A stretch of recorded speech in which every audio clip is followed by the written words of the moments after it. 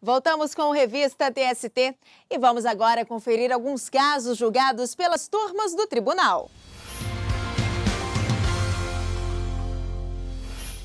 E dando início ao nosso giro, um destaque da segunda turma.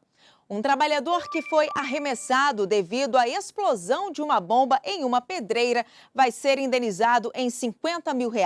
Devido ao acidente, ele precisou fazer uma cirurgia nos olhos.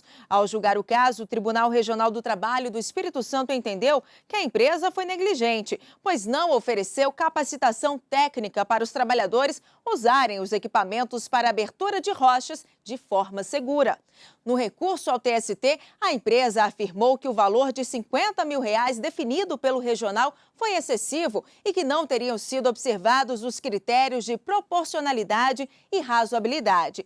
Mas o relator do caso, o ministro José Roberto Freire Pimenta, considerou que o montante estabelecido não foi desproporcional diante da capacidade econômica da empresa e do dano sofrido pelo trabalhador.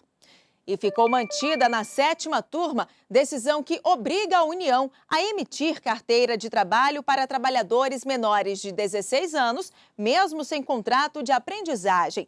O Ministério Público do Trabalho havia entrado com a ação após ter sido negada a emissão da carteira de trabalho a um adolescente de 15 anos que trabalhava irregularmente em uma empresa. A União alegou que a Constituição proíbe o trabalho de jovens menores de 16 anos, a não ser na condição de aprendiz a partir dos 14 anos.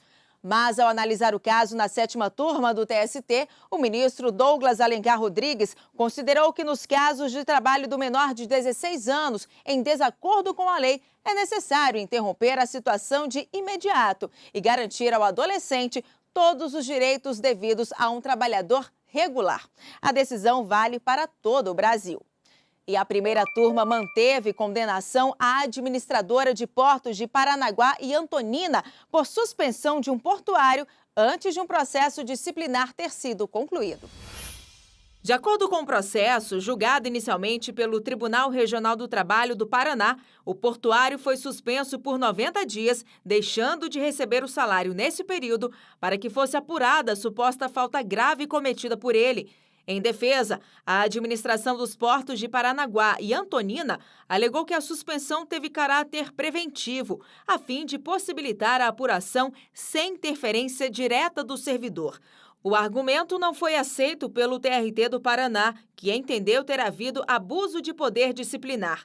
A administradora de portos foi, então, condenada a pagar R$ 5 mil de indenização por danos morais ao trabalhador. A administradora de portos recorreu ao TST, argumentando que todos os fatos foram apurados, inclusive na esfera criminal, e que a suspensão do portuário preservou o ambiente de trabalho. Mas o relator do caso na primeira turma, o ministro Hugo Scheuermann, afirmou que a empresa errou ao aplicar a pena de suspensão antes mesmo da conclusão do processo administrativo disciplinar. Por essa razão, o ministro negou o recurso da administradora, ficando mantida a condenação de primeira instância. A decisão foi unânime. E seguimos com o nosso giro de notícias e vamos agora para a quarta turma. Por lá, os ministros restabeleceram decisão de primeira instância e reconheceram que uma camareira de um motel em Belo Horizonte tem direito ao adicional de insalubridade. O TRT mineiro havia entendido que as tarefas executadas pela camareira estavam fora da hipótese normativa que prevê a insalubridade. Mas, ao julgar o caso, a turma entendeu que a decisão regional contrariou a súmula 448 do TST, que prevê que a higienização de instalações sanitárias de uso público ou coletivo de grande circulação enseja o pagamento do adicional de insalubridade. A decisão foi unânime. E essa notícia teve grande repercussão em nossas redes sociais.